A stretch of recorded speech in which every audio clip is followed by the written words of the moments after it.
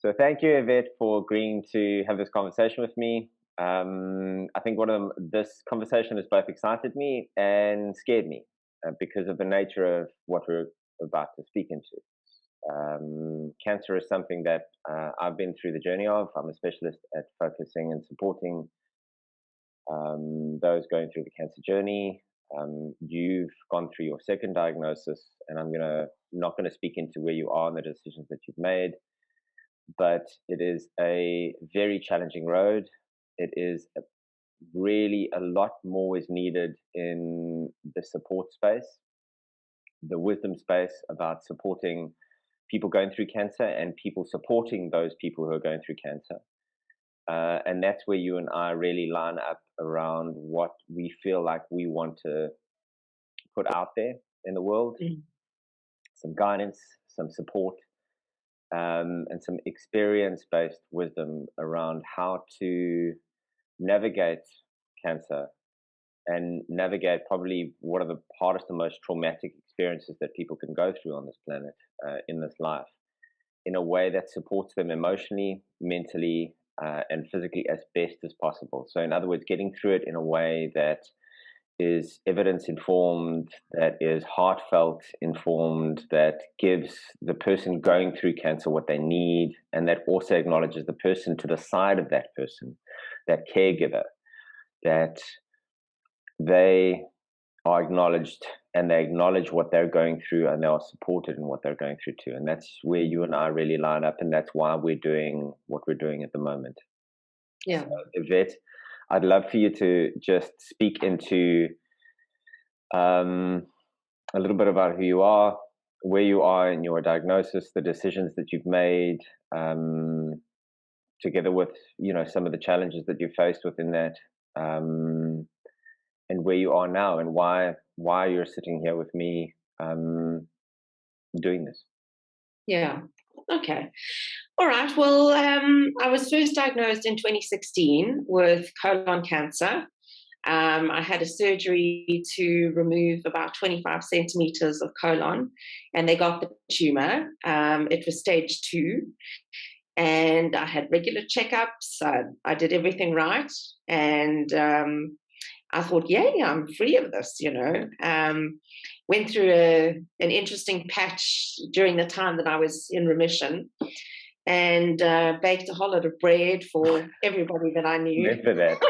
And I think everybody has something or other that gets them through that period, because like you said, it just does sit in the back of your mind all the time.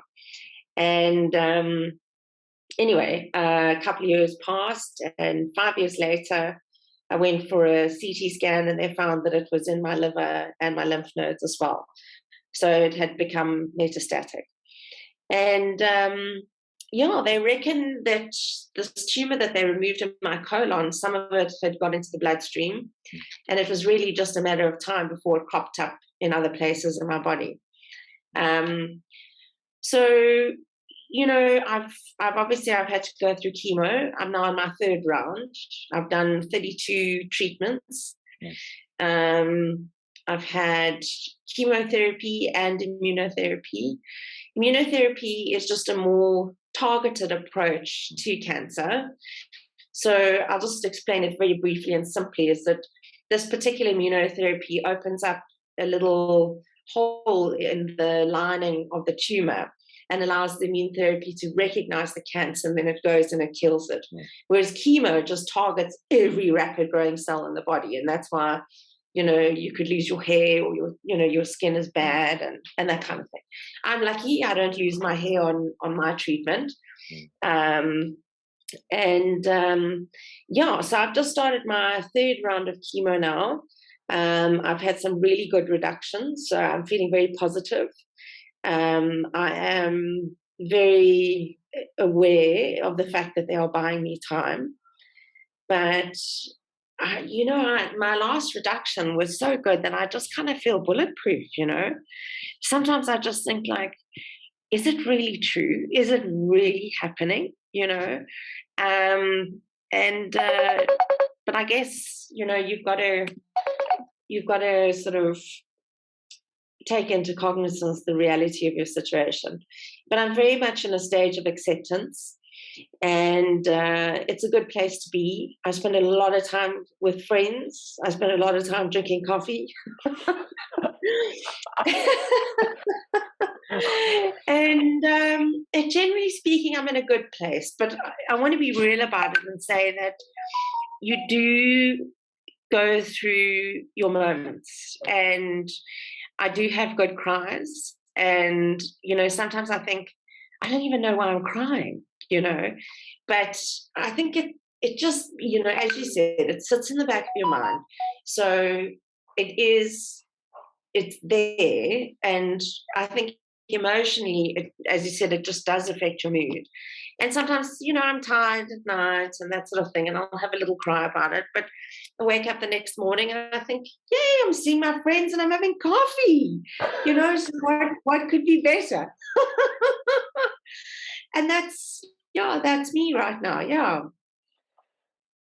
The reason why I think you're the bravest person that I've ever come across, Yvette, is because, and it's incredibly hopeful and joyful that the last your last doctor's visits have been really on the positive side around the reduction. And I believe the capability and the possibility of our bodies will surprise us more often than it doesn't. In ways in which we support it and acknowledge and process and go into all these spaces. And that part that when I look at you and I'm like incredibly inspired is in conversation that we've had last year this time, when you were facing what felt like a real beautiful moment of acceptance. And this has got nothing to do with survival. It's got nothing to do with remission. It's got nothing to do with passing or dying. It's got everything to do with the process of healing. And this is what we're interested in. And this is what we're working to expose and speak into and share with other people, why it's important to process this from a mental perspective, from an emotional perspective, to understand what to do physically, to understand how to support yourself and how to support that person if you're on the outside who's going through that journey. And when I remember sitting with you and going, where should my focus be in coaching or guidance and supporting you? And basically it was the realest, most beautiful conversation I think I've honestly ever had, because I've never had the privilege or the honor of being able to kind of ask this question, was around asking you, did you want me to help you build towards some level of remission or some level of kind of moving towards that survivorship, or did you want me to be able to support you in making whatever this chapter is, be it a last chapter, a rich one, a beautiful one, a powerful one, say the things that need saying, do the things that you've been putting on the back burner. And what I think was so powerful about that is, no matter how this ends, you've had the courage to face probably the hardest part of what the cancer journey is, and that's the possibility of dying and the possibility of letting go everything that is precious to you and stepping out of this world. And the humor and the playfulness and the kindness and the joy and the ridiculousness in which you've explored, processed, and reflected that to me is the reason why I think you are the bravest person I've ever met. Can you just speak to a little bit around that too, if you wouldn't mind? Yeah, I think, for me, I'm a very practical and realistic sort of person. And I do believe in Western medicine. I made a decision not to do alternative treatments. And that's just for personal reasons. I'm not saying they don't work. I think that if it's something that you want to do, you really must pursue it, because it's got to be what's in your heart. And I don't know, for me, I just feel everything's been so good. I mean, I have had really tough times in my life and it's been hard. And sometimes, honestly, I think, wow, maybe this is it, because things have been hard, things have been tough. And it's okay for me to go now because I've done what I needed to do. Might sound a bit trite, but I'm okay with it. I know my dad's going to be waiting for me, and there's going through chemo and all the rest of it. It's really tough. But I've got such good relationships, and I'm having such a good time at the moment. And other than having chemo every second week, but yeah, life is good. I can't complain, and I don't think that dying is going to be scary. The only thing that worries me is that I don't want to be in pain. But morphine is your friend, and don't be scared to use it. So I haven't met an oncologist yet who won't dish out morphine tablets. So if you are in pain, take them. I highly support that. Pain management, for me, no, it is. In the cancer process, pain management, you cannot work on the emotional side or the mental side if you're in physical pain. It's not possible in my experience. And everybody who I've ever worked with, it's just, you can't shift things emotionally. You can't do the emotional processing if you can't manage that pain. And that for me is the first point of call. And that's also why and I am completely treatment agnostic, and we are treatment agnostic. This is about support. This is about care. This is about giving wisdom to people who need it. So it's the most powerful part for me of Western medicine is that aspect. So I highly, highly, highly support what you just said there. I think it's the crucial first step, because only after then are you able to actually have the ability, emotionally and mentally, to be able to start journeying through the landscape, as it were, that will move you towards processing things and getting to a point where once you're, or wherever you are in this process, that you're actually being real with what you're going through emotionally and mentally, and you're processing it effectively in a healthy way. Yeah. So this brings me to, I suppose, again, the reason why you and I are here, and I just really love to hear from you, because I've given a little bit of my heart motivation around, why this is important to me, and I'd love to hear yours around the talks that you and I are giving, the workshops that follow on from that, around supporting those people who are affected by cancer, the people who are going through cancer, but really, really importantly, the people to the side of those people. The mother, the sister, the father, the friend who sits there and is an absolute hero and trying to pull together support and help that person, but often is really challenged themselves, and they are more than they think they are, and need as much support, if not more, because they, balanced and processing it healthily, actually affect the patient going through that journey in far more tangible way than they might expect they do. So just a little bit for me, Yvette, around what the need is, that you and I hope to serve. Yeah. Well, I've got my mom and my husband, and I love throwing that word around because we just got married. Me too, my wife. On the same, a day apart, 24 hours apart. A day apart, yes. And, they give me incredible support. They're always there for me if I'm crying or laughing, or if I'm desperate for a coffee and I need a friend to go to coffee, which I don't really. I can go on my own, no problem. But I think that the biggest thing for me, I find, is that they don't talk about it, and I mean, I call it the dark and twisties, and I do go there. sometimes. Mm. I wear a bracelet on my arm, which is to remind me to stay in the present, so that I don't go there too often. Beautiful. But I wonder to myself, do they go there? You know, do they think about it? Because they don't talk to me about it. And as the person who has cancer, I want them to feel comfortable to share how they're feeling with me. It's not going to hurt me. It's not something that I can't handle. And I also, most of the time I'm in a good space and I'm strong enough to handle what they have to say because I'm in that period of acceptance, I can handle it. And if they need to have a cry on my shoulder, I'm happy with that.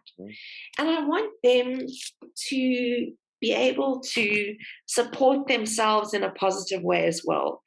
And if you and I can give the carers tools to help bolster themselves through this process, then for me, that would be absolutely incredible.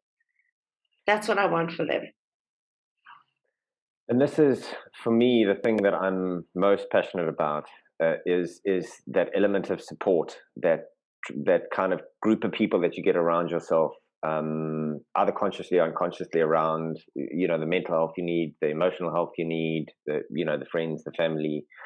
They influence us far more than we understand they do. In fact, we do go into a little bit of the evidence and the science that supports this in the talk and in the workshops, that just helps you understand the importance of those human connections and the truth between the two. Because what I find happened in my cancer journey and me supporting other people is that there's a lot of this toxic positivity, which is around, oh, everything's going to be okay, it's going to be fine, you're going to be okay. It's absolute fucking bullshit. Excuse the language, but it is really, really important that is accentuated, because it's absolute rubbish. You don't know how it's going to end. People die from cancer, and at least I would say half people that I experience who get diagnosed pass, and the other half end up in remission. Both have scars. It's incredibly challenging, both journeys. And what we really, really hope to do is just to help people understand how to have these conversations in a real way, because all you want when you're going through a cancer journey, in my experience, is somebody to be really real and to also acknowledge what they feel for you. So somebody crying, like a partner of yours crying because they don't know how to handle this journey, what does that do? That says, I love you. That says, I love you so damn much that it hurts me. And that sharing of emotion is catharsis, in my experience of being a cancer patient. Absolutely. It was for me. And it's when I connect with carers and cancer patients, when I'm going through that, when that conversation gets real between the two, that's when acceptance, calmness, and a softening of the intensity of the stress starts to really soften, and that is where beautiful things start to happen and healing. Well, I had an experience the other day with Peter. He held my hands across the table and he said to me, I wish we could die at the same time. And that for me was just, it was so special, because he very much battles to accept the fact that one day I will pass, probably earlier than I should do. So for him to come out with something like that was just absolutely beautiful. That's incredibly courageous. Yeah. Of him to have said that. And I know how hard it is for somebody on the side, because I've been supporting my father quite recently through his journey, and when it comes to family, even the wisdom that I have around supporting other people going through cancer seems to evaporate, because it's that close to home. But the courage that it takes to be able to speak like a really vulnerable and fear-based truth like that, because that is truly how he is feeling. Yes. And to be able to share that with you is immensely courageous. And that's also what I really, really hope that we can instill in carers and cancer patients to be far more braver when it comes to what they're going through, the dips in the darkness. And, those places are meant to be there. You have to go through them. You can't jump around them. You can't go over the top of that stuff and have everything fun and joyful and hopeful all the time. You have to go into the hard places. And I find when those conversations get real, there is a beautiful meeting of the person going through it and the person caring for them, and that is so powerful for somebody journeying through it. It is so frigging powerful, because then they know they've got somebody right next to them that has got their back and is speaking truth and is holding emotional space for them, because that's what's needed. And also what made me realize is that Peter is actually now going through his own sort of period of acceptance. He's starting to process it, which is a huge thing for me, because I was worried he was just putting his head in the sand. But now I know he's also going through that, and he's being more real about it.